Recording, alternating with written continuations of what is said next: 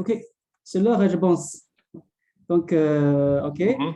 Bonjour et bonsoir tout le monde. Comment allez-vous?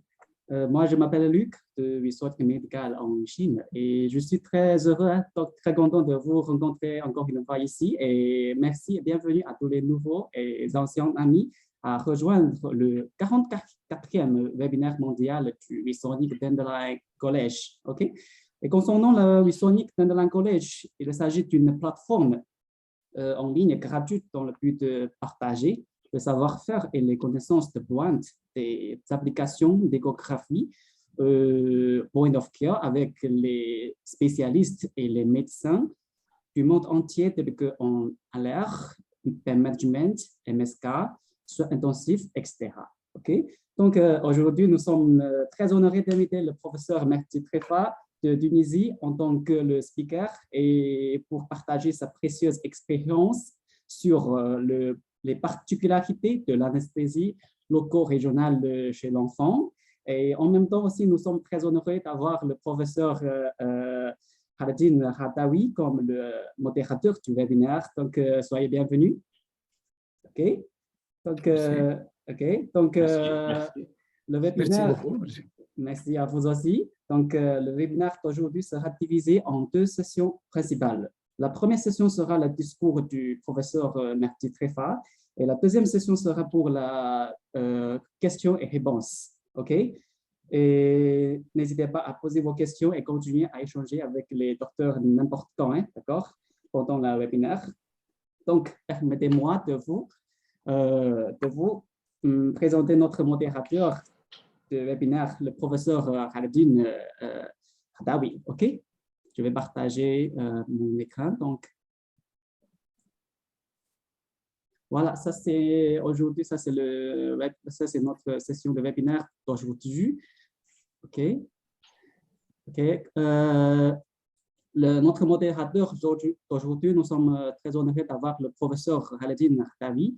Il est le maître de conférence agrégé en anesthésie-réanimation, faculté de médecine de Tunis, Université Tunis Hermanal de Tunisie, et aussi le responsable de l'enseignant du CEC Anesthésie et Analgésie loco-régionale à la faculté de médecine de Tunis.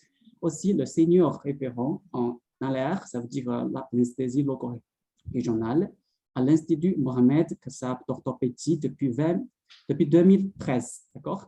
Et aussi, actuellement, il exerce au service d'anesthésie réanimation à l'Institut Mohamed Kassab d'orthopédie, la Manba Tunisie. OK, soyez bienvenue, docteur Haladine. Merci beaucoup. Merci, Luc. Donc, Okay. je tiens tout d'abord à vous remercier, à féliciter donc Wisonic pour l'organisation de ce webinaire qui s'intéresse à un sujet pertinent, notamment l'anesthésie loco-régionale pédiatrique. En fait, les publications en matière d'anesthésie loco-régionale, surtout dans le domaine adulte, c'est très fréquent. Par contre, les publications en pédiatrie sont un peu rares parce que tout simplement, les spécialistes dans ce domaine ne sont pas nombreux. En Tunisie, nous, la référence en matière d'anesthésie et réanimation pédiatrique, c'est toujours le service d'anesthésie et réanimation de l'hôpital d'enfants de Tunis. Et on est heureux d'accueillir notre ami et notre maître en même temps, professeur Mehdi Trefa. Professeur Mehdi Trefa, c'est un professeur en anesthésie et réanimation à la faculté de médecine de Tunis, Université Tunis Manar, anesthésiste pédiatre, chef du service d'anesthésie et réanimation à l'hôpital d'enfants Bachir Hamza. Il est aussi le secrétaire général de la Société tunisienne d'anesthésie, d'analgésie et de réanimation et ancien fellow en anesthésiologie pédiatrique aux États-Unis d'Amérique. Donc, sans tarder, je cède la parole à mon maître, professeur Mehdi Trefa. Oui, vous êtes bienvenu. Merci. Oui, vous êtes bienvenu. Merci beaucoup, docteur Hadawi. Donc, j'attends que vous levez votre écran pour pouvoir partager le mien. Oui, donc je vous laisse partager ton écran, d'accord? Voilà. Soyez bienvenus. Voilà. Et les grands docteurs, soyez bienvenus. Merci de nous rejoindre. Merci beaucoup. Merci beaucoup. Alors, je partage mon écran. Oui. Merci beaucoup, Dr. Radé, pour cette introduction. Donc, aujourd'hui, je vais parler des particularités de l'anesthésie loco-régionale chez l'enfant. Je suis en train de, je ne sais pas si… Alors là, j'essaie de partager. Est-ce que vous voyez, j'ai… Oui, oui. Oui, on voit Oui, on voit oui, oui, on voit c'est bon, hein, c'est bon. la présentation, oui. OK, parce que j'ai une partie de la présentation que je vois sur mon écran. Le screen. Bon, ça devrait… Bon. En tout cas, je vais parler des particularités de l'anesthésie loco-régionale chez l'enfant. Voici mes conflits d'intérêts sur cette diapositive. Donc, l'anesthésie loco-régionale, comme vous le savez tous, a pour but d'assurer une analgésie per- et post-opératoire. Par rapport à l'adulte chez qui l'anesthésie loco-régionale remplace l'anesthésie générale, vous savez, un adulte qui a une fracture de jambe, vous allez au bloc, vous décidez de faire une rachianesthésie. Donc, on fait juste une rachianesthésie, on ne fait pas d'anesthésie générale. Par contre, donc l'ALR chez l'adulte, c'est pour remplacer l'anesthésie générale. Par contre, l'anesthésie loco-régionale en pédiatrie se fait en plus de l'anesthésie générale. C'est la première particularité de l'anesthésie loco-régionale chez l'enfant. Pourquoi? Pourquoi l'anesthésie générale si on va faire une loco-régionale? Parce que l'enfant a une immaturité psychologique et émotionnelle, ce qui rend sa coopération difficile au bloc opératoire pour faire une bloc régionale. Il ne va pas se laisser faire, surtout qu'il s'agit d'un contexte pathologique. Il est à l'hôpital, il n'est pas chez lui. Il y a un changement d'environnement autour de lui. Il est entouré de personnes qu'il ne connaît pas au bloc, qui sont habillées en bleu ou en vert. Ils portent tous des masques et des chapeaux, donc ce n'est pas très agréable pour lui. Partir sur une anesthésie régionale chez ce patient-là, comme ça, sans sédation, sans anesthésie générale associée, est une partie perdue à l'avance. Donc, si on va faire, la deuxième question qui se pose, si on va faire une anesthésie générale étant obligatoire, pourquoi alors l'anesthésie loco-régionale? Donc, pourquoi l'anesthésie loco-régionale associée à l'anesthésie générale? Parce que si on fait une anesthésie loco-régionale associée à l'AG, on n'a pas besoin de donner de morphinique ou bien on va donner un tout petit peu à l'induction anesthésique. L'extubation va être précoce, sans morphinique. Il n'y aura pas de risque de dépression respiratoire post-opératoire puisqu'on n'a pas utilisé de morphinique. Et surtout, tout le monde sait que la qualité de l'anesthésie loco-régionale, la qualité de l'analgésie assurée par l'anesthésie loco-régionale par rapport à l'anesthésie intraveineuse, il n'y a pas photo pour comparer l'ALR à l'anesthésie intraveineuse. Donc, la qualité est meilleure avec la loco-régionale par rapport à l'analgésie intraveineuse. Pourquoi ce cours? Alors, OK, on va faire une AG, puis on va faire une ALR. On connaît tous l'ALR, on peut faire tous des anesthésies loco-régionales, on peut tous faire des rachides, des péridurales. Donc, pourquoi ce cours en fait? Parce que les enfants sont spécifiques. Ils ont des particularités qui rendent la conduite de l'anesthésie loco-régionale chez ces enfants-là différente par rapport à l'adulte. Et la première particularité chez l'enfant, c'est la myélinisation des fibres nerveuses.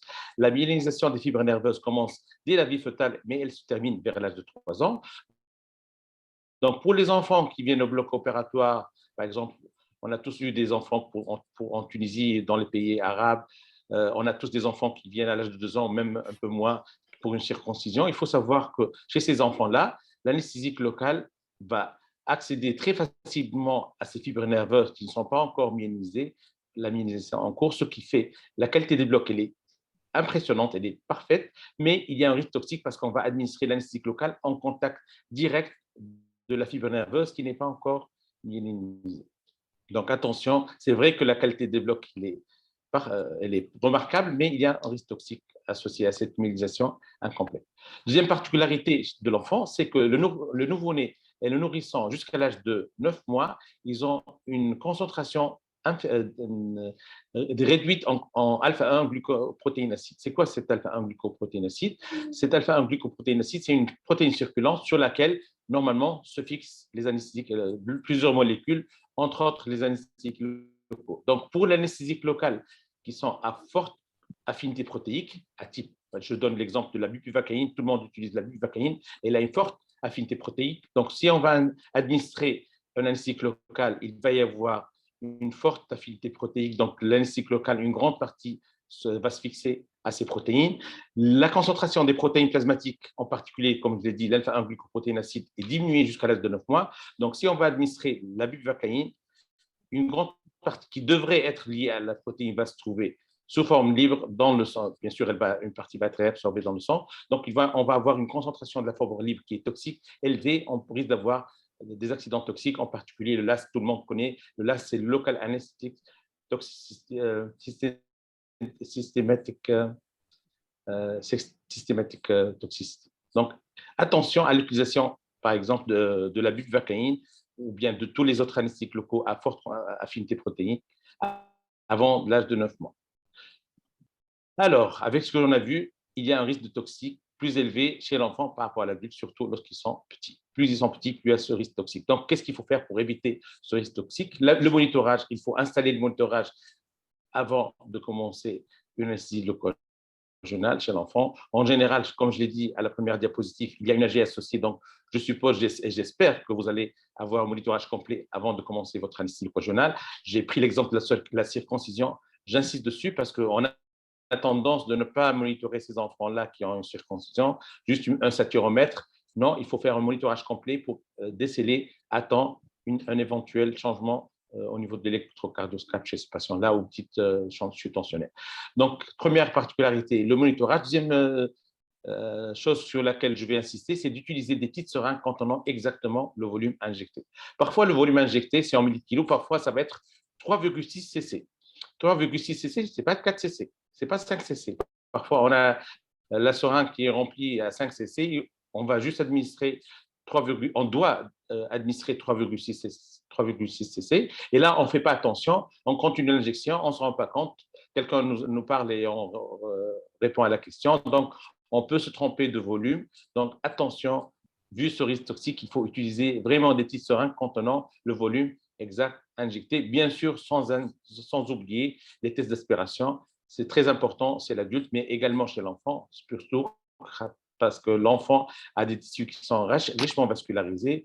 Donc, si on a une malheureuse injection intraveineuse, il va y avoir une distribution systémique instantanée avec une toxicité générale. Donc, pour toutes ces raisons, attention lorsque vous utilisez les anesthésiques locaux chez l'enfant, monitorage, petite seringue contenant le volume exact injecté et un test d'aspiration répété au besoin. Troisième particularité chez l'enfant, c'est que la moelle épinière se projette en regard de L4 à la naissance. Donc, par la suite, il va y avoir une ascension progressive de la moelle jusqu'à pour retrouver le niveau L1 qui est connu chez l'âge adulte. Donc, à partir de 1 an à peu près, on a la moelle au niveau de L1. Mais si vous avez fait une rachianesthésie ou une péridurale avant l'âge de 1 an, vous risquez, si vous allez piquer au-deçà de L4, de tomber sur la moelle épinière. Donc, attention, il ne faut jamais d'avoir d'abord épiduraux au-dessous de L4 chez le nourrisson jusqu'à l'âge de 1 an. Deuxième particularité anatomique, à part la projection de la moelle au niveau L4 à la naissance, c'est que les arcs vertébraux de la 5e vertèbre sacrée ne se rejoignent pas au niveau de la ligne médiane. Ce qui va faire un défect osseux, c'est le hiatus sacré qui donne accès directement à l'espace péridural. C'est l'anesthésie caudale dont vous entendez tous parler, que vous connaissez, en grande partie d'entre vous connaissent l'anesthésie caudale. Donc, la caudale, c'est lié à un défect osseux au niveau de la 5e vertèbre sacrée qui donne accès directement à l'aspect épidural. Cet espace va se fermer jusqu'à 6 ans, donc ce qui rend la pratique d'anesthésie caudale plus difficile à partir de l'âge après 6 ans. Donc, c'est une autre particularité. On va détailler tout à l'heure l'abord caudal chez l'enfant. Alors, une autre particularité, c'est le liquide céphalorachidien. Il y a beaucoup plus de liquide céphalorachidien chez le nourrisson, 4 cc kg, par un adulte, 2 cc kg. Mais cette LCR chez l'enfant, il se trouve à 50% au niveau du canal spinal contre 25% chez l'adulte. Ça veut dire quoi? Ça veut dire qu'on a 2 fois plus de LCR chez l'enfant par rapport à l'adulte, et cette LCR est située à 2 fois plus dans le canal spinal par rapport à l'adulte. Donc, on va avoir besoin d'augmenter de façon importante la dose d'anesthésie locale par voie intrathécale chez l'enfant. Je donne toujours cet exemple lorsque je parle de ça avec mes résidents qui arrivent au service au début du semestre. Donc, je donne l'exemple, je leur pose la question, combien vous donneriez pour faire une rachianesthésie à une femme enceinte qui va accoucher, qui pèse 150 kg. Il me répond 10 cc, 10 mg, ça fait 2 cc de marcaïne, 2 cc de marcaïne hyperbare à 5%. Donc, je pose une autre question. Donc, 150 kg, on donne 2 cc. Et un enfant qui pèse 5 kg, qui est enceint prématuré, chez qui on va faire une rachianesthésie, on donne combien? On va donner 5 mg, ça fait 1 cc. Donc, il pèse 5 kg, il reçoit 5 mg. Elle pèse 150 kg, elle reçoit 2 cc. Ceci s'explique parce que je viens de dire il y a beaucoup plus de LCR chez les nourrissons par rapport à l'adulte. Et ce LCR est situé essentiellement au niveau du canal spinal par rapport à l'adulte. Il y a beaucoup moins de LCR au niveau du canal spinal. Donc, les doses par rapport au poids sont plus élevées chez l'enfant par rapport à l'adulte. Lorsqu'on fait une rachianesthésie, une anesthésie péridurale de façon générale chez l'adulte, on a peur essentiellement du retentissement hémodynamique. Donc, chaque fois, la première chose qu'on apprend lorsqu'on va apprendre la rachianesthésie, prenez l'attention, le malade risque de chuter sa tension, on peut avoir un retentissement hémodynamique très important. La particularité de l'enfance, c'est que jusqu'à l'âge de 8 ans, toute anesthésie locale injectée par voie périmédulaire entraîne rarement, pour ne pas dire exceptionnellement, un retentissement hémodynamique. Même après 8 ans, la tension artérielle peut chuter, mais cette hypotension est rarement importante. On n'a pas besoin de mesures prophylactiques. On a parfois, après l'âge de 8 ans, recours à des petites doses de vasoconstricteurs pour passer le cap d'une hypotension. Donc, par rapport à l'adulte, n'ayez pas peur chez l'enfant du retentissement hémodynamique, mais ayez peur du retentissement respiratoire de l'anesthésie locogénale périmédulaire. On va parler de ça tout à l'heure. Donc, adulte, on a surtout peur du retentissement hémodynamique. Chez l'enfant, on doit avoir peur plus du retentissement respiratoire de toute anesthésie périmédulaire. Une autre particularité chez l'enfant, c'est que le but de l'anesthésie locogénale est analgésique et non pas anesthésique. On a vu tout à l'heure, on a dit que l'anesthésie locogénale chez l'enfant doit être toujours associée à une anesthésie générale parce que l'enfant, il a une immaturité psychologique, on a vu ça tout à l'heure, le contexte est différent, le patient est malade, il est à l'hôpital, donc il faut associer une AG. Donc, on n'a pas besoin de faire une anesthésie locogénale anesthésique comme on le fait chez l'adulte. Parce que je prends l'exemple d'une femme de 50 ans qui a une chirurgie du canal carpien. On va faire un bloc axillaire chez elle, mais on ne fera rien d'autre. Donc, elle aura une locogénale à but anesthésique. Le membre ne va pas bouger, il va y avoir, en plus du bloc analgésique, un bloc moteur. Par contre, chez l'enfant, on n'a pas besoin du bloc moteur. On a juste besoin d'un effet analgésique. On a vu tout à l'heure que la qualité des blocs, elle est remarquable. Les fibres nerveuses ont un faible diamètre, elles ne sont pas recouvertes complètement par la myélie jusqu'à l'âge de 3 ans. En plus, les espaces entre les nœuds de Ranvier sont diminués. Donc, le malade qui va avoir une anesthésie locogénale à but anesthésique, il va y avoir un bloc moteur. Et ce bloc moteur, il n'est pas indispensable. On n'a pas du tout besoin de ce bloc moteur chez l'enfant parce qu'il aura une ANG en même temps.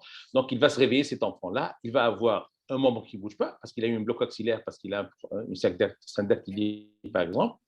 Donc, il va avoir les sensations de membre mort, ce qui est très anxiogène pour l'enfant et encore plus anxiogène chez les parents qui trouvent que leur fils, depuis la fin de l'intervention, il ne bouge pas son membre et qu'il a eu un bloc au niveau du membre supérieur. Donc, évitez chez l'enfant tout bloc moteur non indispensable. On n'a pas besoin de bloc anesthésique, on a besoin de blocs analgésiques. Donc, utilisez plutôt pour cela des concentrations faibles de l'anesthésique locale. On n'a pas besoin, si je prends l'exemple de la bupivacaïne que j'ai pris tout à l'heure, on n'a pas besoin d'utiliser de la bupivacaïne à 0,5%. On va utiliser la bupivacaïne à 0,25%.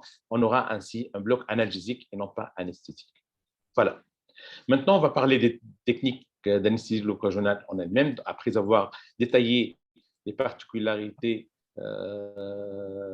pédiatriques de l'ALR.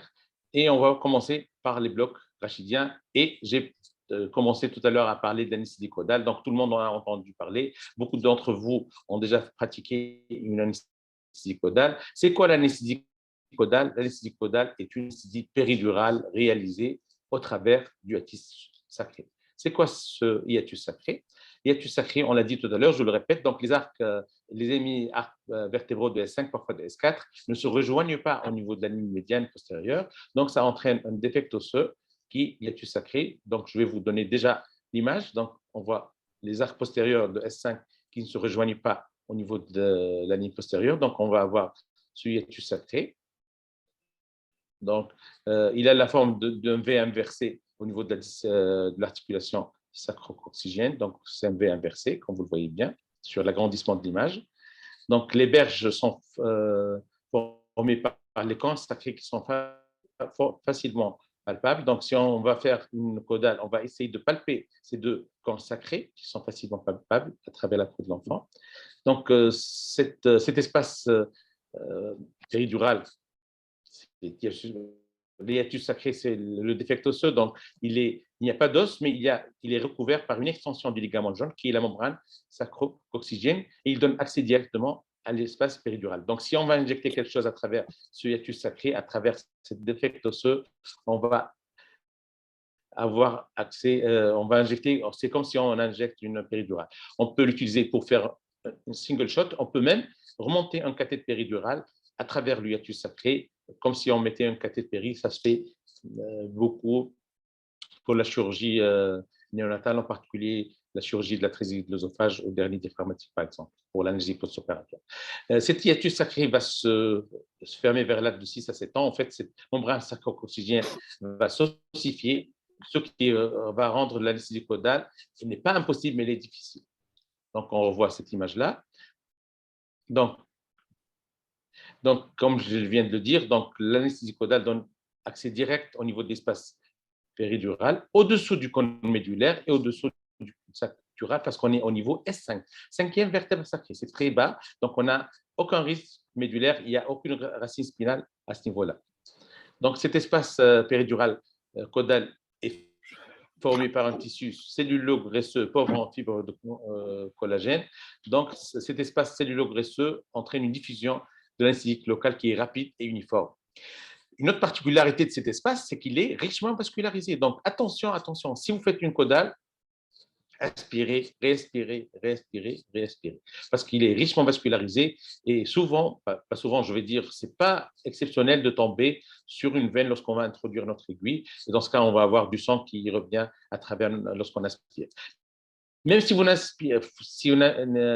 n'avez pas de sang qui revient, injectez une petite partie du volume injecté total, le 1/10 par exemple, et regardez votre scope. Si vous avez une solution adrénalinée, vous allez avoir une tachycardie. Sinon, on peut avoir des modifications électriques. Donc, arrêtez l'injection dans ce cas. Donc, ce que je vous conseille de faire, si vous faites une caudale, aspirez, injectez le 10e du volume et aspirez après une aspiration et attendez une trentaine de secondes avant de poursuivre votre injection. Parce que sinon, on risquait d'avoir une distribution systémique instantanée de l'anesthésie locale avec une toxicité générale. Personne ne veut voir ça sur son scope lorsqu'il fait une anesthésie locagénale. Je ne vous conseille pas d'avoir ça. Donc, aspirez, aspirez et attendez après l'injection du 10e du volume. Quelles sont les indications de l'anesthésie caudale? C'est une analgésie per- et post-opératoire après chirurgie des membres inférieurs, après chirurgie abdominale partie basse de l'abdomen. On peut la faire chez le nourrisson et jeune enfant jusqu'à 20 kg, c'est à peu près l'âge de 6 ans. Et ça peut se faire en ambulatoire, c'est ce qu'on a dit tout à l'heure, on va injecter de la marcaïne à 0,25%, j'ai pris l'exemple du vercaïne à 0,25%, donc c'est une analgésie, c'est un bloc analgésique, ce n'est pas un bloc anesthésique, donc l'enfant va pouvoir marcher sans problème après une caudale et il pourra sortir le jour même de l'hôpital.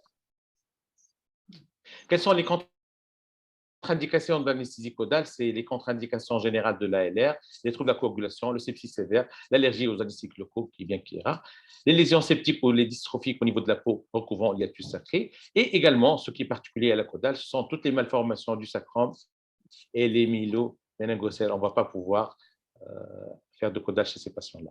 Comment faire cette ponction-là? Comme on l'a dit tout à l'heure, on va aborder l'espace épidural très bas au niveau S5 pour aborder cet espace péridural. Donc, la question qui se pose, après avoir installé notre patient, en général, on l'installe sur le côté latéral, hanche et genou fléchis à 90%, 90 degrés, pardon. Donc, qu'est-ce qu'il faut faire? Est-ce qu'on doit utiliser l'échographie ou bien faire une caudale en utilisant les repères anatomiques? Donc, je vous rapporte les résultats d'une analyse systémique de la littérature et méta-analyse qui vient de sortir en 2022 dans le journal Pediatric Anesthesia. Donc, dans cette revue systématique de la littérature avec méta-analyse, donc ils ont pris toutes les études qui ont comparé l'anesthésie caudale par voie anatomique par rapport à la voie échographique. Donc, au départ, ils sont partis de 567 études. À la fin, ils ont retenu 5 études qui sont randomisées et qui ont comparé la caudale classique en utilisant les repères anatomiques par rapport à la caudale par voie échographique. Donc, ces 5 études ont inclus 904 patients, 453 patients dans le groupe ultrasound, l'échographie, et 451 patients dans le groupe repères anatomiques. Donc, cette étude a montré que le taux de succès est comparable entre lorsqu'on utilise la caudale par voie échographique par rapport à la technique classique par les repères anatomiques. Vous avez vu que c'est simple. Donc, le temps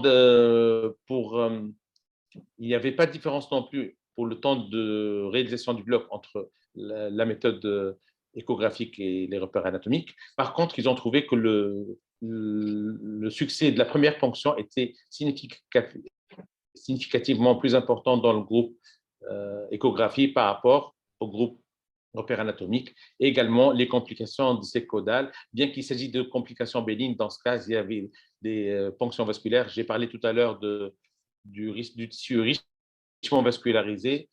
Et donc, il y a soit ces complications étaient bénignes à type d'injection de ponction vasculaire et d'injection sous-cutanée qui ne sont pas des complications graves. Donc, les conclusions des auteurs, c'est qu'il n'y a pas d'apport de l'échographie pour la réalisation de l'anesthésie caudale. Donc, il vaut mieux rester pour les personnes qui connaissent bien la technique, qui connaissent la technique des repères anatomiques, rester sur la caudale par voie classique, par les repères anatomiques. Bien sûr, il faut se poser la question, il faut faire plus d'études pour apprécier l'intérêt de l'échographie chez les patients qui ont des repères anatomiques difficiles. C'est peut-être chez ces patients-là que ce serait intéressant de faire l'échographie. Alors, pour les repères anatomiques, vous vous souvenez bien de cette image. Donc, on voit le V inversé, le doigt du médecin qui va faire la caudale, les deux cornes sacrées. Donc, c'est le V inversé. On va introduire l'aiguille au niveau de ce triangle qui est limité par les deux cornes sacrées. On va se diriger vers le doigt, vers le sommet du triangle. Et on va faire l'injection. L'aiguille va être introduite au début à 45 degrés.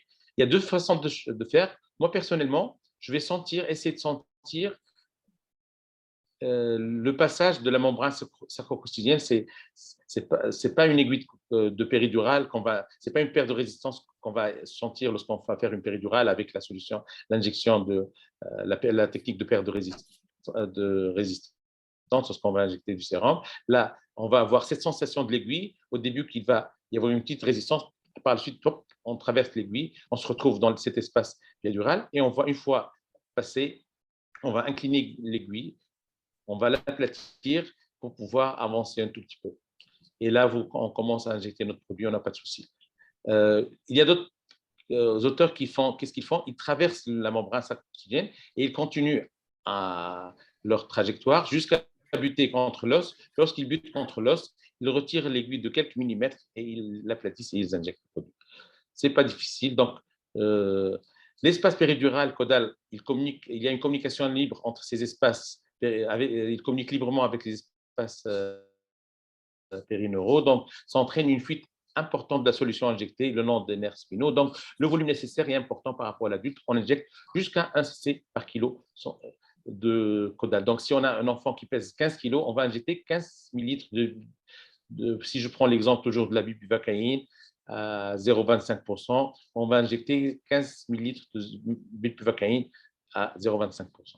C'est des volumes importants parce que c'est à cause de la communication libre avec les espaces périneuraux.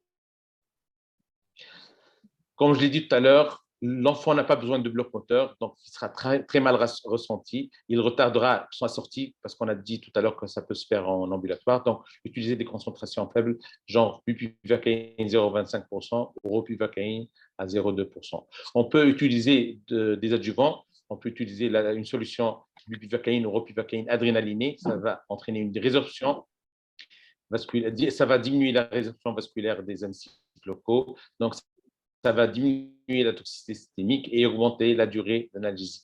Par exemple, une bupivacaïne 0,25% adrénalinée, après une caudale, on peut avoir une durée analgésique qui peut aller jusqu'à 10 heures. Donc, la voie caudale, on l'a dit tout à l'heure, c'est une voie péridurale, donc on peut utiliser également les morphiniques ou le catapressant comme adjuvant. Pour les règles de sécurité, je les ai répétées plusieurs fois depuis le début de cet exposé. Donc, injecter lentement, aspirer et surveiller votre électrocardioscope. Si vous avez une résistance à l'injection, c'est que vous n'êtes pas en place. Si vous avez un gonflement des tissus sous-cutanés, c'est que vous étiez juste en sous-cutané et vous n'étiez pas dans l'espace péridural. Donc, c'est une erreur de positionnement. Donc, une deuxième technique que je vais détailler dans le cadre des blocs centraux, c'est l'arrachianesthésie. On connaît tous l'arrachianesthésie. Donc, l'arrachianesthésie chez l'enfant a deux indications. L'arrachianesthésie vigile chez le nouveau-né et le nourrisson ancien prématuré avec un âge post-conceptionnel de moins 60 semaines. Ces patients-là, anciens prématurés, si vous allez les prendre en charge au bloc opératoire, retenez quelque chose, c'est que chez ces patients-là, ils font une apnée spontanément. Ils font de l'apnée jusqu'à 60 semaines d'âge post-conceptionnel. Donc, si on va rajouter une anesthésie générale, ou une sédation, ou une prémédication, la durée de l'apnée va être encore plus importante. C'est pour cela qu'on peut faire chez ces patients-là une rachianesthésie vigile. Mais attention, il ne faut pas croire que la rachianesthésie vigile va annuler ce risque d'apnée. L'apnée, elle se voit chez tous ces prématurés-là. La rachianesthésie vigile, sans sédation associée et sans prémédication. C'est l'exception par rapport à la première diapositive où j'ai dit qu'il faut faire toute anesthésie locale chez l'enfant avec sédation sous-âgé. L'exception, c'est la rachianesthésie vigile de l'ancien prématuré pour ne pas augmenter le risque d'apnée, mais pas pour annuler ce risque d'apnée. La deuxième technique d'anesthésie, la rachianesthésie chez l'enfant, la deuxième indication, c'est les interventions majeures au niveau du thorax ou l'abdomen. On peut faire une rachimorphine. Vous savez que la morphine est hydrosoluble. Elle permet une analgésie post-opératoire retardée jusqu'à 20 heures post-ponction. Et la dose chez l'enfant de 5 gamma kilos. Par exemple, un enfant qui pèse 20 kilos, on peut donner 100 gamma de morphine intrathecale. C'est une dose importante par rapport, vous connaissez, parce qu'il ne pèse que 20 kilos, donc on donne 100 gamma, mais il faut bien sûr le surveiller en post-opératoire. On ne va pas faire une rachimorphine et lâcher l'enfant à l'étage sans surveillance électrocardioscopique et respiratoire. Alors, je viens parler plutôt, puisque c'est un cours sur la rachianesthésie chez l'enfant. La particularité de l'enfant, c'est la rachianesthésie vigile. On ne voit pas ça autrement. C'est tout petit, c'est entre 2 et 5 kilos, ces enfants-là, qui sont anciens prématurés, qui vont avoir une rachianesthésie vigile. Donc, il faut bien tenir l'enfant, comme ça, avec les mains qui bloquent les hanches et le thorax. C'est tout petit, donc on peut les bloquer avec les deux mains. Donc, c'est une rachianesthésie sans sédation, sans prémédication pour ne pas augmenter le risque d'apnée post-opératoire. Donc, on commence par mettre en place une voie veineuse périphérique, mettre le monitorage, appliquer de la crème là au niveau du point de ponction médulaire parce que la traversée de l'aiguille va être douloureuse. Et on va tenir notre enfant comme ça, comme vous l'avez vu tout à l'heure. On va piquer jamais au-dessous de L4 parce qu'il y a un risque de lésion médulaire, jamais au-dessous de L4. Une fois l'enfant a sa rachianesthésie, ça va très très vite. Vous allez voir un jour si vous faites ça, voilà, vous avez vu ça. Il faut faire attention à une chose, jamais surélever le poids. J'ai dit tout à l'heure, s'il y a un risque pour l'anesthésie régionale chez l'enfant, ce n'est pas le risque hémodynamique, c'est le risque respiratoire. Il suffit que l'infirmière surélève les jambes pour mettre la plaque. Il suffit qu'il reste en décubitus dorsal et on bouge un tout petit peu les membres pour l'installer. On peut avoir une rachie totale très rapidement. Donc, attention, ces enfants-là, il faut les garder, faire attention à ce qu'ils soient en position proclive. On va faire une petite contention des bras pour que les enfants ne mettent pas leurs mains au champ opératoire. Et en général, on leur donne un petit calmant, une petite compresse avec du sucre, une sucette avec trempée dans l'eau sucrée, et ils vont dormir pendant l'intervention, ils ne vont rien sentir. Qu'est-ce qu'on va utiliser comme produit? Tout à l'heure, j'ai pris l'exemple. Donc, on va utiliser la buprenorphine 0,5%, aussi la même chez l'adulte, mais chez l'adulte, on utilise une solution hyperbare. Chez l'enfant, on utilise de la solution isobar, 1 mg par kilo, maximum 5 mg. Et on peut utiliser de l'adrénaline à 1 sur 200 000, ou bien de la clonidine pour augmenter la durée de cette rachianesthésie. Pourquoi c'est important d'assurer des adjuvants? Parce que le problème de cette rachianesthésie vigile, c'est la brièveté du bloc sensitif. La rachianesthésie chez l'enfant ne dure pas plus que 60 minutes. Mais si on va donner le temps au chirurgien de s'installer, de mettre ses champs et tout là, tout ça, ça va aller très vite. On risque d'avoir la levée du bloc sensitif alors que le chirurgien n'a pas encore commencé son intervention. Donc, c'est important d'assurer, si on veut avoir une durée d'anesthésie plus importante, d'associer des adjuvants comme l'adrénaline, comme je l'ai dit tout à l'heure, l'adrénaline ou bien la clonidine. Deuxième particularité de la vigile, c'est plutôt les limites de la vigile. La brièveté du bloc sensitif, je viens d'en parler, donc associer un adjuvant si vous avez besoin de plus de 60 minutes, ou bien, et la deuxième particularité, c'est qu'il n'y a aucune analgésie post-opératoire résiduelle. Dès que l'effet du bloc moteur passe, les 60 minutes passent, on n'a aucune analgésie parce qu'on n'a rien injecté à part l'anesthésique locale. Donc, il faut prévenir cette douleur par l'administration du paracétamol en fin d'intervention. Après les blocs centraux, on va parler maintenant des blocs périphériques. Les blocs périphériques par rapport aux blocs centraux, c'est connu chez l'adulte, c'est la même chose chez l'enfant. Il faut les privilégier chaque fois qu'il faut possible par rapport aux blocs centraux. Et on va commencer par les blocs périphériques des membres. Et on va donc les enfants ont une anatomie différente par rapport à l'adulte. Donc il faut savoir ces particularités anatomiques pour avoir utilisé la bonne voie d'abord et les blocs spécifiques chez l'enfant. On va commencer par les blocs du membre supérieur. Et le membre supérieur est innervé par le plexus brachial. On a les terminaisons nerveuses qui viennent du rachis cervical de C5 à T1, qui vont se diviser par la suite en 3 troncs, supérieur, médian et inférieur, qui vont se diviser par la suite au niveau supraclaviculaire. Et par la suite, ça va donner le bloc, le nerf axillaire, avant d'avoir les différentes divisions, le nerf musculocutané, le nerf médian, le nerf lunaire et le nerf radial par la suite. Donc, je m'intéresse à ça, le niveau interscalénique où on va voir les troncs, et on voit au niveau supraclaviculaire, on voit les divisions de ça. Donc, on va commencer par le bloc interscalénique égo-guidé. Comme vous l'avez compris, on s'intéresse à voir les 3 troncs. Comment faire ce bloc interscalénique? Donc, on va mettre la sonde d'échographie à ce niveau-là, parallèle à la clavicule, au niveau interscalénique. Donc,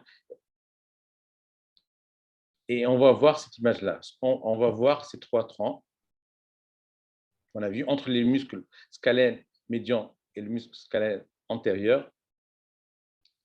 Et on va, si on voit ça de façon schématique entre le muscle scalène antérieur et le scalène médian, désolé, ces 2 images sont inversées. Le latéral est toujours du côté du scalène médian.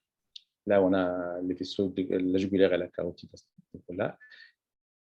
Et donc, l'objectif lorsqu'on va introduire notre aiguille, c'est que cette aiguille-là vienne au contact technique implant. Donc, on va introduire l'aiguille du côté de ces troncs-là, et après avoir senti le ressaut, la traversée de la ponévrose, on va injecter et on va voir fuser notre solution anesthésique autour de ces troncs-là. Pour le bloc supraclaviculaire, en fait, qu'est-ce qu'on va faire pour le bloc supraclaviculaire? On va prendre la même, c'est ce que je fais moi-même. Donc, je prends la même position de la sonde. Dès que je vois cette image avec les 2 muscles scalènes avec les troncs au milieu, donc ce que je vais faire, je vais suivre les 3 troncs. Pardon. Donc, j'ai cette image-là, j'ai ma sonde à ce niveau-là. Donc, lorsque je vois mes 3 troncs, je vais descendre un tout petit peu, petit à petit, jusqu'à arriver au niveau supraclaviculaire, là, avec la sonde, en fixant du regard les 3 troncs. Et ce que je vais voir, lorsque je serai en position supraclaviculaire, le plexus brachial va avoir cette forme-là, sous forme de grappe de raisin. Et je vais injecter, vous voyez mon aiguille qui passe en bas et mon aiguille qui passe au-dessus donc je vais injecter au-dessus et au-dessous du plexus brachial, tout en faisant attention à 2 choses. Là, vous avez la plèvre. Hein. La plèvre, c'est juste à côté. Donc, attention lorsque vous allez injecter pour ne pas piquer la plèvre. Et vous avez également l'artère sous-clavière, donc il faut faire attention. Et si vous n'avez pas d'échographe dans votre service, je suppose qu'il y a des personnes qui regardent ce topo qui n'ont pas d'échographe dans leur service. Qu'est-ce qu'il faut faire? Il y a une technique très simple chez l'enfant pour faire un bloc axillaire chez l'enfant. C'est très facile. Mettez l'enfant dans cette position-là et tous les enfants, lorsqu'on va les mettre dans cette position-là, ils sont soulagés, c'est ce qu'on a dit. On voit l'intersection entre le muscle grand pectoral et le coracobrachial. Tous les enfants ont cette petite fossette. Introduisez votre aiguille à ce niveau-là. Mettez vos mains au niveau axillaire et sentez l'artère axillaire et injectez, dirigez votre aiguille que vous avez introduite à travers cette fossette vers l'artère axillaire, vers vos doigts. Et vous allez avoir au début une réponse du muscle cutané avec une flexion du bras, donc c'est la contraction du biceps. Injectez un quart de la dose à peu près. Par la suite, introduisez encore un tout petit peu votre aiguille. N'importe quelle réponse que vous aurez, soit radiale, soit cubitale, soit médiane, donc c'est bon, injectez les 3 quarts de la dose. Donc la première injection, c'est au contact du muscle cutané, vous allez avoir la flexion, un quart de la dose, et 3 quarts de la dose, n'importe quel, parce que le nerf cubital, médian et radial chez l'enfant sont vraiment juxtaposés. Donc, il suffit d'injecter, de bloquer un nerf et vous allez avoir un bloc des 3 autres nerfs. Donc, en général, ça se fait en moins d'une minute, ce bloc-là axillaire pour avoir neurostimulation et c'est très facile et ça donne d'excellents résultats si vous n'avez pas d'échographe dans votre service. Moi, personnellement, je préfère faire le bloc supraclaviculaire sous échographie chez l'enfant parce que je trouve que le bloc axillaire pour chercher les 4 nerfs au niveau axillaire, plus compliqué à faire par rapport au bloc. Donc, le bloc supraclaviculaire est plus facile. Je ne ferai jamais un bloc supraclaviculaire sans écho parce qu'on a vu la proximité en particulier de la plèvre, mais je ferai volontiers un bloc supraclaviculaire sous échographie chez l'enfant par rapport au bloc axillaire, qui je trouve qui est très facile pour avoir une neurostimulation, un peu plus compliqué par voie échographique. On va passer maintenant au bloc du membre inférieur. Le membre supérieur, on a vu que l'innervation était simple, c'est le plexus brachial. Pour le membre inférieur, on a 2 possibilités. On a l'innervation par 2 plexus. Le plexus lombaire, qui sort des racines L1 et L4, il innerve la face ventrale du membre. Il se situe au milieu du muscle psoas et il peut être abordé directement. Donc, on peut faire un bloc du plexus lombaire. Par contre, le plexus sacré, il innerve la partie dorsale et caudale du membre. Il se situe contre le mur postérieur de la cavité pelvienne et il ne peut pas être abordé directement. Vous connaissez tous que le plexus sacré donne naissance au nerf sciatique par la suite. Donc, plexus lombaire, on peut le bloquer directement. Le plexus sacré, on ne peut pas le faire. En tout cas, il va donner naissance au nerf sciatique, donc on va bloquer le nerf sciatique. On va commencer par les blocs du plexus lombaire. Donc, le bloc le plus simple à faire, tout le monde a appris ça au début du Résidana, c'est le bloc iliofacial. Le principe de ce bloc, c'est d'infiltrer la face profonde de la fascia iliaca, d'où émergent tous les nerfs issus du plexus lombaire. Donc, le plexus lombaire va se diviser en 3 nerfs qui sont le nerf fémoral, le nerf obturateur et le nerf latérocutané de la cuisse. Pardon, excusez-moi. Hop. Voilà. Donc, c'est facile à faire. On prend la jonction. Moi, je ferai plus facilement un bloc iliofacial par voie percutanée. C'est facile chez l'enfant. Il y a deux passages, le facial à table puis le facial iliaca. Donc, il suffit de prendre un tiers par rapport entre l'épine iliaque antéro-supérieure et le pubis. Donc, le tiers externe, un demi-centimètre en bas. On va perpendiculairement, deux paires de résistance, fascia la table puis fascia iliaca, et on va injecter notre produit. Donc, en fin d'injection, on va masser la zone infiltrée pour favoriser la diffusion de l'anesthésie locale. Donc, on va bloquer le nerf fémoral dans tous les cas. Le nerf cutané latéral va être toujours bloqué. Le nerf obturateur, ça se bloque aux alentours de 75% des cas. En tout cas, le bloc iliofacial pour un enfant qui va aller au bloc, qui a une fracture du fémur, pour faciliter son installation sur la salle, on peut faire un bloc s'il peut le supporter iliofacial juste avant l'anesthésie pour faciliter son déplacement sur la table d'opération. Le bloc fémoral, on a vu que le bloc fémoral, c'est un nerf qui est issu du plexus lombaire. Moi, je recommande vivement l'échographie. C'est très facile à faire. Vous allez avoir l'artère fémorale, la veine fémorale, et vous allez avoir votre nerf fémoral. Donc, on va se diriger vers le nerf fémoral en faisant attention de ne pas piquer ni l'artère ni la veine, et on va bloquer le nerf fémoral. C'est très facile par voie échographique. Il y a également à côté du nerf fémoral, le nerf saphène interne, ou le nerf, ce qu'on appelle maintenant, c'est à la mode, on parle du canal des adducteurs. En fait, c'est la branche sensitive du nerf fémoral. Si on va la bloquer par neurostimulation, on ne peut pas s'attendre à avoir une contraction musculaire parce que le nerf saphène interne, c'est un nerf purement sensitif, mais on peut le bloquer au niveau de la mi de la cuisse pour la chirurgie du pied. On a dit que, pour moi, le membre inférieur est innervé par le plexus lombaire et pour le plexus sacré. Donc, chaque fois qu'on a une chirurgie du membre inférieur, il faut bloquer les deux plexus. À part quelques effets, par exemple, une arthroscopie du genou, on sait qu'on va rester 100% en antérieur, on peut juste faire un bloc fémoral parce qu'on sait que c'est le nerf fémoral, il assure la face antérieure du genou. Si vous avez une chirurgie purement postérieure, on peut faire juste un bloc du plexus sacré, mais généralement, on essaie d'associer les deux blocs des deux plexus. Donc, si vous avez une chirurgie du pied, par exemple, on va voir tout à l'heure qu'on va bloquer le nerf sciatique avec un bloc du nerf saphène interne. Pourquoi ne pas piquer le fémoral alors que c'est un bloc qui est issu directement du plexus lombaire? Parce qu'on n'a pas besoin d'avoir une analgésie au niveau du genou, et parfois on risque d'avoir si on administre une dose importante, d'avoir une impotence du membre supérieur et impotence du genou parce qu'on a injecté, parce qu'on a bloqué le nerf fémoral. On n'a pas besoin de bloquer le nerf fémoral. Pour le pied, par exemple, il suffit de faire ce bloc du saphène interne. Donc, on va installer la sonde au niveau de la mi-cuisse. Et le but, c'est de voir l'espace entre le muscle sartorius et le muscle face médiale.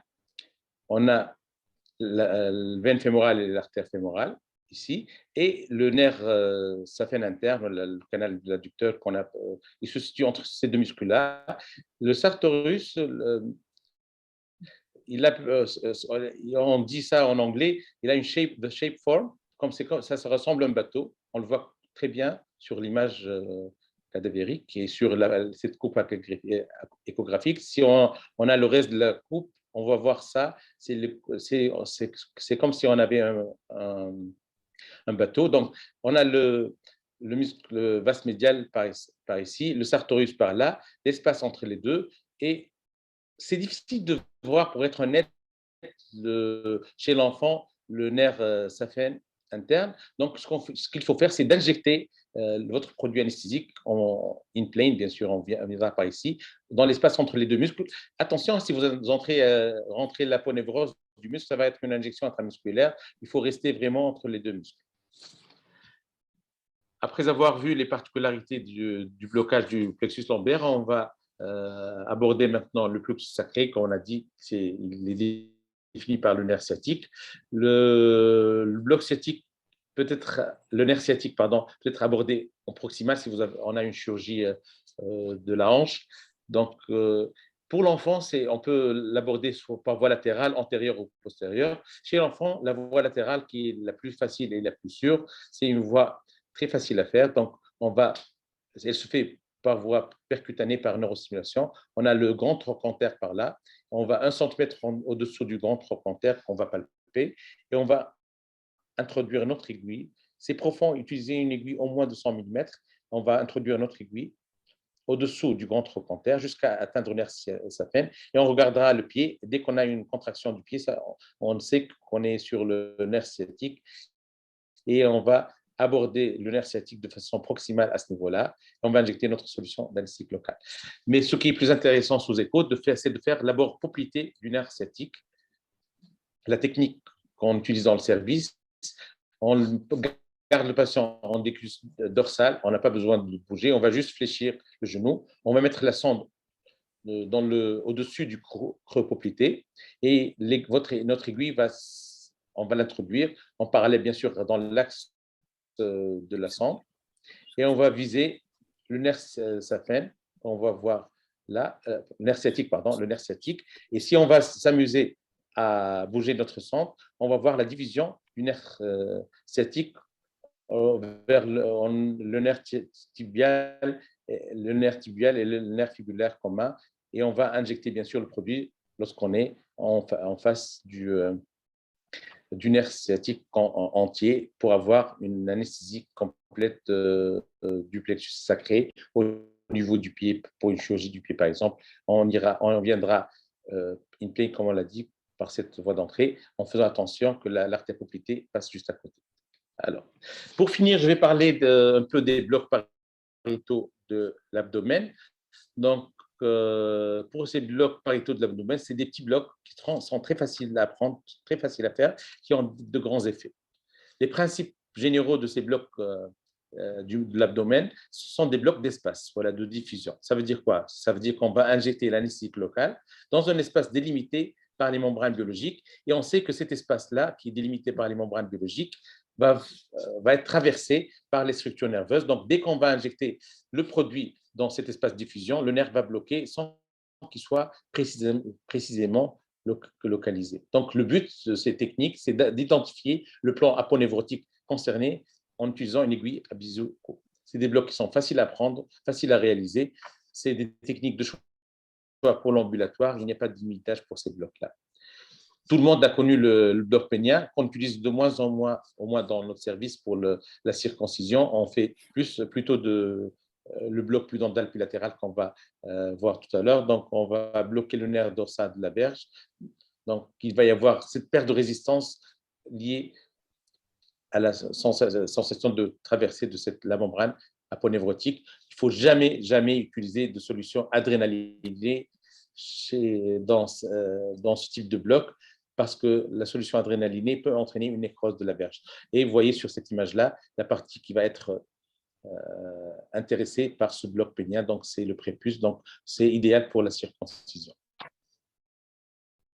Alors, le bloc ilio-inguinal, ilio-hypogastrique, donc, peut se faire également en ambulatoire. On peut le faire pour les hernies inguinales, pour les hydrocèles, les ectopies testiculaires. Donc, on va voir la coupe échographique de ce bloc est faisable sous échographie. Donc, on va voir cette coupe-là. On va faire le bloc en in plane. Donc, on va repérer les deux nerfs ilio-inguinal et ilio-hypogastrique à la jonction entre le muscle oblique interne et le muscle transverse. Et on va par la suite introduire notre aiguille de cette façon-là. Et dès qu'on est entre les deux muscles, on va injecter nos produits pour infiltrer ces deux nerfs. C'est excellent pour une chirurgie hernière ou hydrocèle, mais si vous avez une ectopie testiculaire, l'ectopie testiculaire nécessite, il va y avoir une incision testiculaire, donc le bloc ilio-inguinal ne va pas être suffisant, donc on va associer au bloc ilio-inguinal un bloc pudendal pour la chirurgie d'ectopie testiculaire. Si vous avez une hernie inguinale simple, c'est suffisant de faire un bloc inguinal. Par contre, si vous avez une ectopie testiculaire, il faut associer un bloc ilio-inguinal, ilio-hypogastrique avec un bloc pudendal homolatéral. Et vous voyez le territoire qui est concerné par le bloc pudendal. Le bloc pudendal est très, très intéressant et les études récentes qui ont évalué ce bloc par rapport au bloc pénien dans la circoncision ont montré que la supériorité du bloc pudendal par rapport au bloc pénien dans la circoncision. Donc, dans le service, on fait que du bloc pudendal pour les circoncisions. Et également, c'est une vascularisation terminale, donc attention aux solutés adrénaliniques. Et je finis mon topo par parler par le bloc ombilical. Si on a une hernie ombilicale, c'est facile, on va tracer la ligne qui va passer par le même long, l'ombilique, et on va piquer de part et d'autre de l'ombilique à ce niveau-là, en se dirigeant vers l'ombilique. On va injecter 0,2 cc par kilo de buvacaïne, 0,25%. Comme on l'a dit, on va voir un bloc para-hernière de bonne qualité. On peut même, si on a une hernie sus-ombilicale, on va injecter de part et d'autre à ce niveau-là et on va voir une analgésie de très bonne qualité aux alentours de l'ombilique. Voilà, comme je l'ai dit, c'est des petits blocs qui ont un grand effet. On va injecter des anesthésiques locales après ce cours avec tous ces blocs. Avec tous ces blocs que je vous ai montrés, j'insiste pour vous rappeler le seuil toxique et les posologies des différents de ces molécules. Donc, la buvacaïne en Tunisie, je pense que c'est la molécule qu'on utilise le plus. Il ne faut jamais dépasser 2,5 mg par kilo. Ça veut dire quoi? Ça veut dire 1 cc par kilo de marcaïne, 0,25%. Pour la lidocaïne, il ne faut pas dépasser 7,5 mg par kilo de lidocaïne. Pour la ropivacaïne, il ne faut pas dépasser 5 mg par kilo. Donc, attention aux multiblocs. En pédiatrie, on a une ectopie testiculaire, on a pris l'exemple, on va associer un bloc linguinal avec un bloc pudendal. Parfois, on a une ectopie testiculaire bilatérale, on va s'amuser parfois à faire 4 blocs. Donc, attention aux multiblocs, on risque de tomber dans l'excès et on risque d'avoir une toxicité systémique. Attention au mélange des anesthésiques locaux parce que la toxicité des anesthésiques locaux s'associe, donc on risque d'avoir une toxicité parce qu'il ne faut pas dire je vais injecter la dose maximale de buvacaïne associée à une dose maximale de lidocaïne, on risque d'avoir une toxicité systémique des anesthésiques locaux. Voilà. Donc, je vais conclure ce topo pour dire que l'anesthésie locale en pédiatrie se fait avec une anesthésie générale de complément.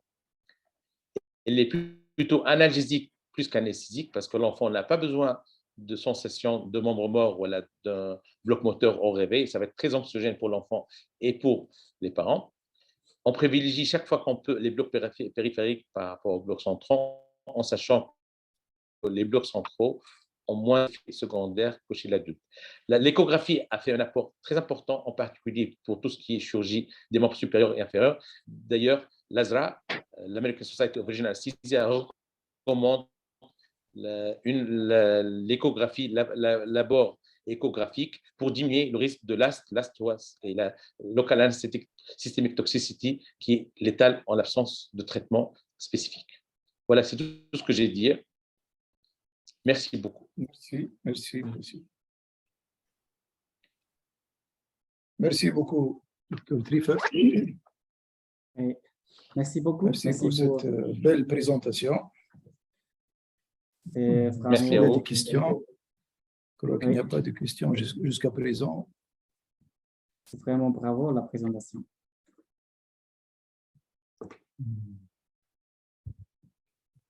Oui, donc maintenant, s'il y a des questions, n'hésitez pas à poser sur la zone de Q&A et on va vous répondre en ce moment.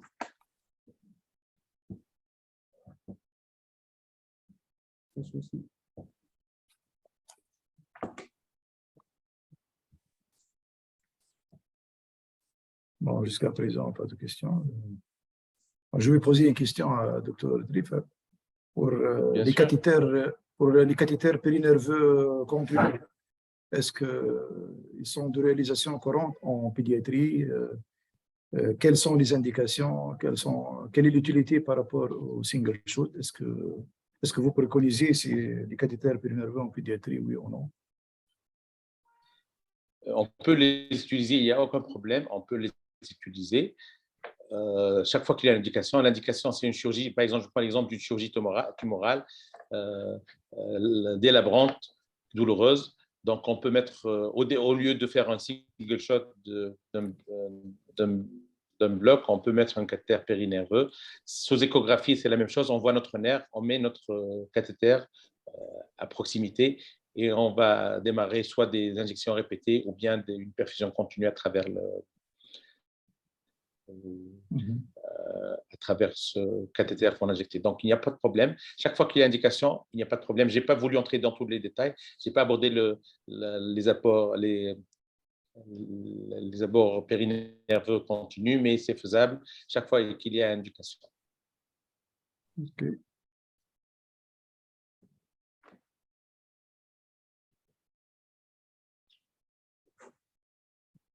Et pour la surveillance de la douleur, pour les scores de douleur, quel score vous préconisez?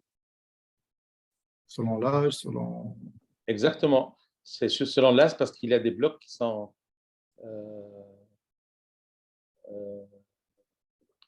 il y a des scores qui sont spécifiques par rapport à l'âge. Les blocs qui sont utilisés par le nouveau-né sont différents par rapport aux scores qui sont… Pardon, les scores qui sont utilisés chez le nouveau-né sont différents par rapport aux nourrissons, par rapport à ceux du grand enfant. Moi, de façon générale, pour le nouveau-né, c'est surtout le facial coding system. On regarde le faciès du nouveau-né.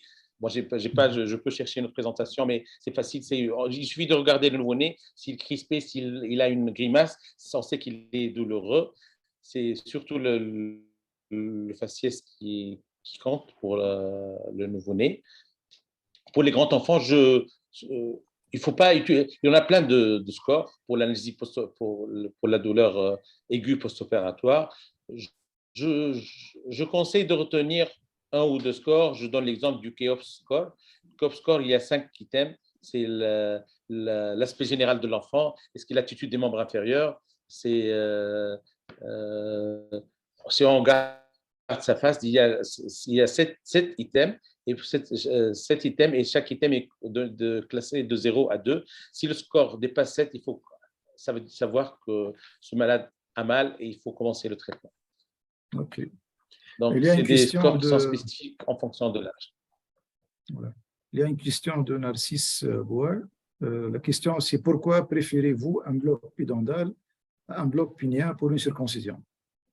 Voilà, un bloc pudendal bilatéral, c'est peut-être le dernier bloc pour la chirurgie du prépuce qui est à la mode. Et les différentes études qui ont comparé le bloc pudendal par rapport au bloc pénien ont montré la grande supériorité du bloc pudendal par rapport au bloc pénien de point de vue efficacité de l'analgésie post-opératoire. Je ne préfère rien du tout. On a même dans notre service, on a fait le travail qui a été présenté au congrès de l'ASFAR 2015, ça fait maintenant 7 ans. Et on a montré, il a fait par la suite le sujet d'une thèse, malheureusement ça n'a pas été publié, mais on a montré que le bloc pudendal était supérieur au bloc pénien, bilatéral bien sûr, pudendal bilatéral, et supérieur au bloc pénien de point de vue analyse post-opératoire après chirurgie du prépuce. Oui, bon, c'est logique puisque le bloc pudendal, il y a le nerf périnéal, donc il y a une branche du nerf pudendal, donc ça couvre le scrotum et la face postérieure de la voie. Je ne sais pas s'il y a d'autres questions.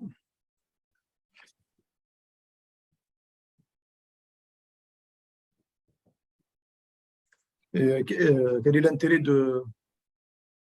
Bon, il y a une question de Maxime. Comme en débutant, j'ai beaucoup appris à expliquer clairement avec les photos les quantités de doses. Ah, voilà. Ça, il vous félicite pour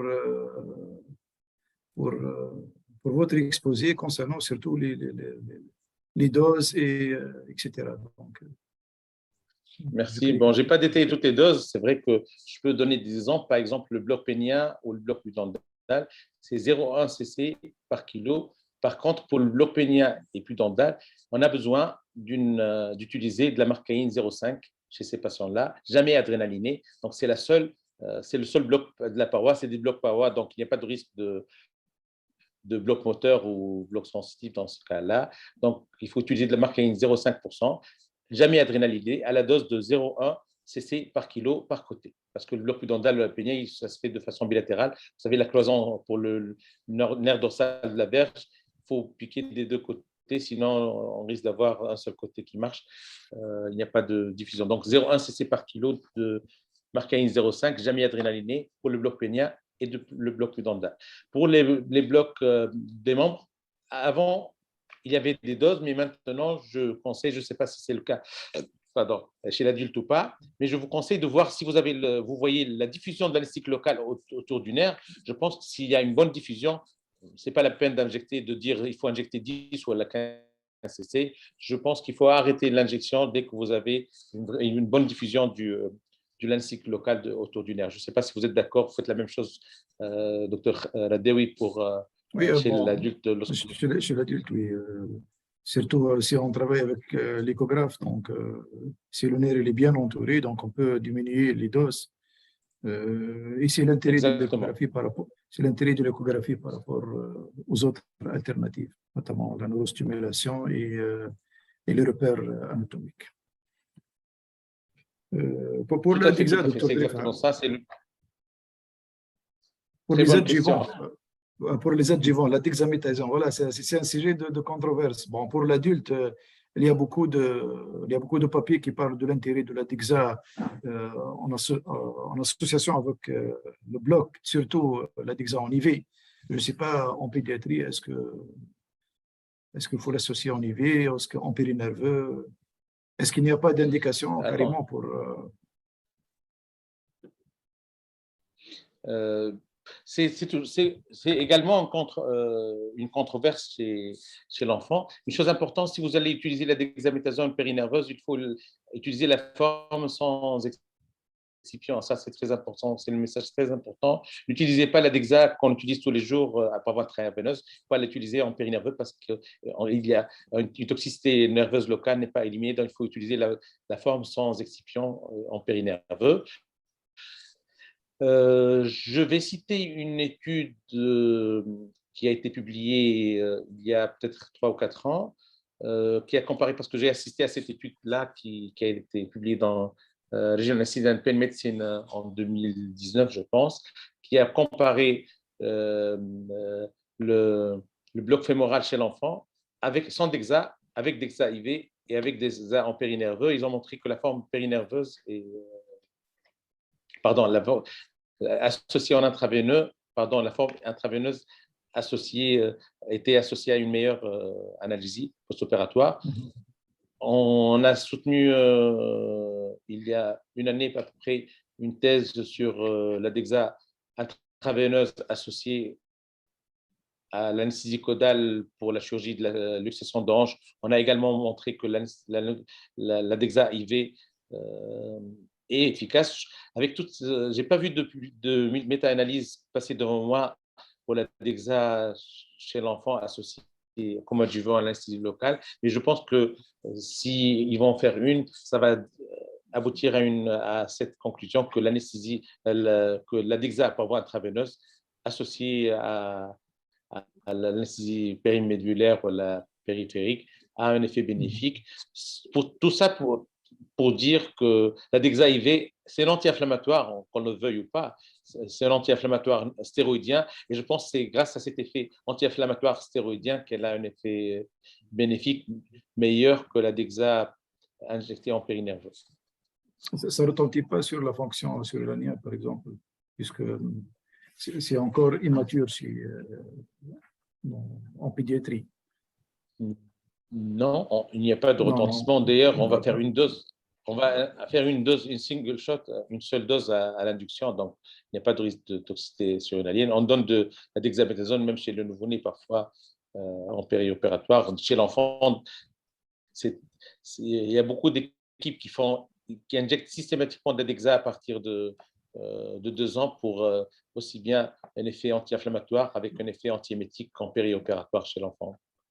Il n'y a pas d'effet indésirable à une dose post-opératoire pour la fin de l'intervention. OK. Il y a une autre question de Narcisse Bouya. Avez-vous l'expérience du bloc infraorbitaire pour analgésie dans la chirurgie de la fente labiale? Moi, j'en ai pas personnellement, donc on ne fait pas de ce type de bloc. Je n'ai pas l'expérience de ce type de bloc parce qu'à l'hôpital où on travaille, on fait rarement, pour ne pas dire on ne fait pas. C'est maxillofacial généralement.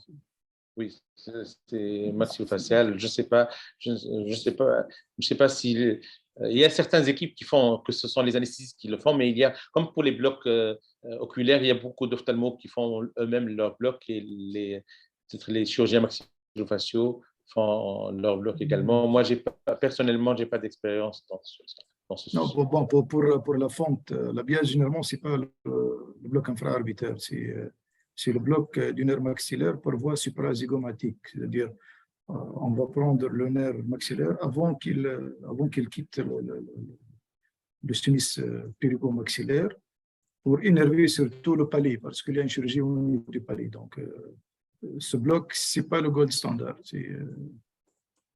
Mais c'est pour la chirurgie maxillaire, c'est la chirurgie max-fax, donc c'est pas en pédiatrie. Je ne sais pas, il n'y a pas d'autres questions. Et pour les nouveaux blocs, docteur Tefas, les blocs de la paroi, les blocs de carré de langue, on l'utilise souvent en adulte. Est-ce qu'en pédiatrie, on commence à l'utiliser ou bien c'est encore… Vous savez que pour les nouveaux blocs, on a tous les blocs, l'hériteur spinae, le pink block. On peut tout faire chez l'enfant aussi bien que chez l'adulte. Dans notre service, on a fait l'hériteur spiné, on fait le pink block, mais pour l'instant, on n'a pas fait le carré de lampe. C'est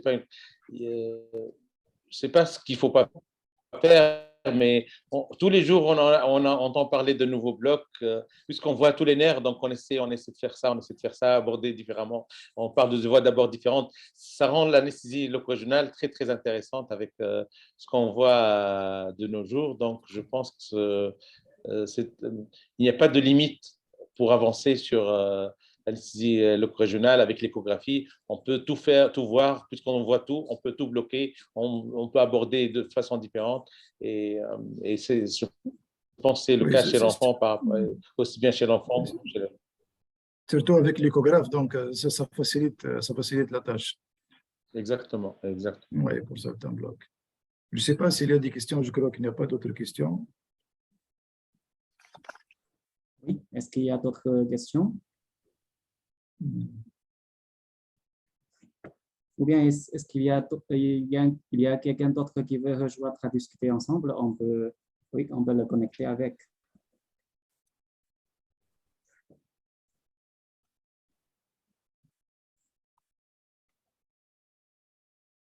N'hésitez pas à poser des questions.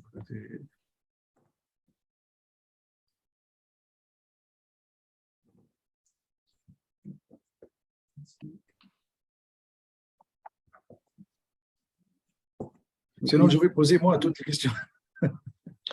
Oui. Vas-y, n'hésite pas.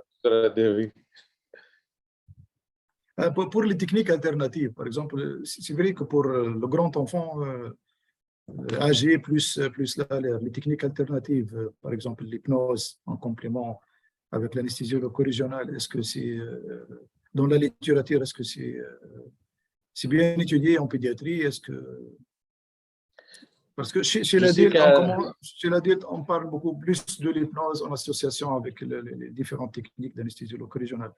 Je ne sais pas si chez le grand enfant, généralement, est-ce qu'il y a dans la littérature des méta-analyses, bien des… La médecine alternative, elle prend de l'essor, hein. Que ce soit la musicothérapie, l'hypnose, l'acupuncture. Donc, il y a ces techniques-là qui prennent de l'essor maintenant, oui, surtout chez l'enfant, la musicothérapie plus que l'acupuncture. On ne va pas s'amuser à piquer des enfants, oui. Mais pour détendre ces enfants, maintenant, j'ai pas de… Pour être honnête, je n'ai pas fait le tour de la littérature pour voir si l'hypnose marche ou pas. Ce qui est sûr, j'en ai vu… j'ai un article publié sur l'intérêt de l'hypnose. C'était en fait en forme de questionnaire qu'on a posé aux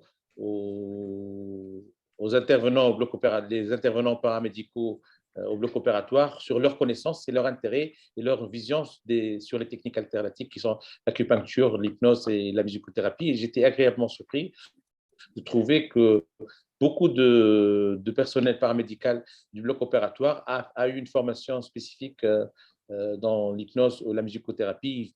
Je pense que ça pourrait intéresser, être intéressant en périopératoire chez l'enfant, et surtout la musicothérapie, ça permet de détendre l'enfant. D'ailleurs, tout le monde a vu passer un article qui dit que le fait de donner une tablette à l'enfant pour l'induction anesthésique, il ne va pas être gêné pour avoir une petite piqûre, voilà, pour des soins dentaires, voilà, pour une induction de l'anesthésie en présence de son peluche, voilà, de sa tablette.